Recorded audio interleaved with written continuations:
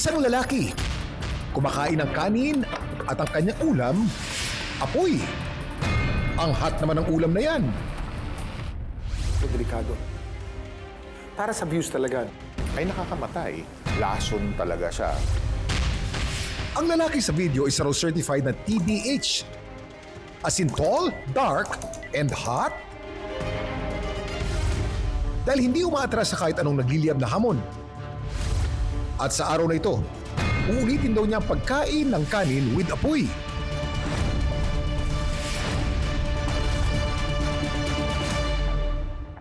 May kilala ka bang naglalaro ng apoy?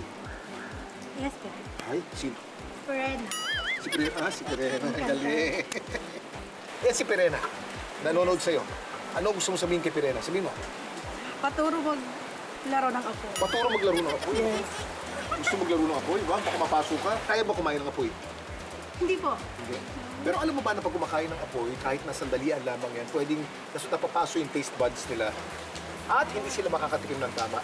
Ang dami mong alam, Kuya Kim! Ang lalaki sa video, makikita natin na kumakain ng kanin na nag-aapoy. At ang dahilan pala ng pagliyab nito, gasolina. Huwag na huwag niyo itong gagayahin, mga kapuso.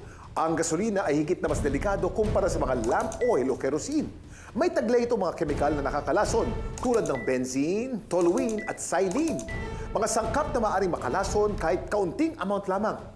Lason talaga siya. Suka, respiratory problems, no, ubo, pneumonia, pwede, no, ang daming pwede. Lason kasi talaga yun. I'm not so sure kung may technique siya or kung gasolina nga ba talagang gamit niya. It could be something else na flammable. I'm not so sure. Or talagang hindi niya nilulunok. No? Kasi ang bilis ng video no? Hindi mo masabi. Dito sa Surigao del Sur, nakilala namin ang Man on Fire. Ako po si Floro Mero Panyo Quezon, aka Dong Papa. Isa po akong vlogger. Magdadalawang taon na po ako ngayong January. Isakripisyo ko po yung kalusugan ko para sa online video po, dahil lang po para sa pamilya ko. Para kumita, iniisa-isa ni Dong Papa ang request ng mga follower niya. Mula dito, pipili siya ng susunod niyang gagawin. Mula sa pagkain ng tuyog o sea urchin, Yan o, buhay na po to ha. kinilaw na goma, at pati dishwashing liquid, napasubo na rin siya. At dito sa kanyang mainit-init na video kung saan kumain siya ng gasolina at apoy, aminado siyang napapaaray na raw siya. Medyo maano sa lalamunan ko, sakit po. Mainit-init po yung mga dila ko, yung dila at saka yung sa loob ng tiyan. Pagdating po sa loob ng tiyan, parang iba yung nalasahan ko po.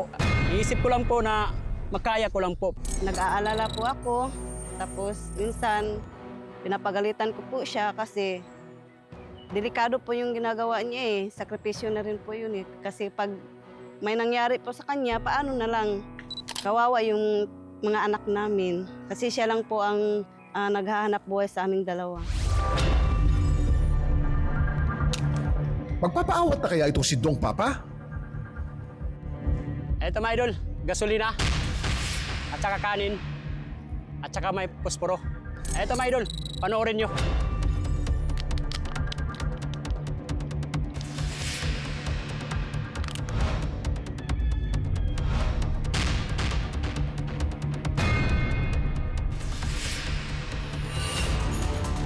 Mapapasubo na sana ulit si Dong Papa nang biglang napaisip siya. Mga idol, hindi na natin gagawin ulit itong content na to. Baka gagayahin ng mga bata or ibang manonood. Ingatan natin ang ating sarili para sa ating kinabukasan. Paki-follow, paki-share mga idol. Sa bandang huli, TDH pa rin naman itong si Dong Papa. Tall, dark, at hindi na sasaktan ang sarili. Naisipan ko po na, ihinto ko na po sana yung pag-request ng ganyan kasi medyo nakakaano naman sa ating katawan. Ang mga ganitong klaseng content, hindi dapat tularan. Delikado yung mga pinagagawa nila. Kailangan i-psychiatric evaluation din yung mga ganun tao. Siguro mag-viral ka sa ibang bagay, di ba? Huwag naman yung kakainin mo, yung sasaktan mo yung sarili mo. Dami mong alam, Kuya Kim!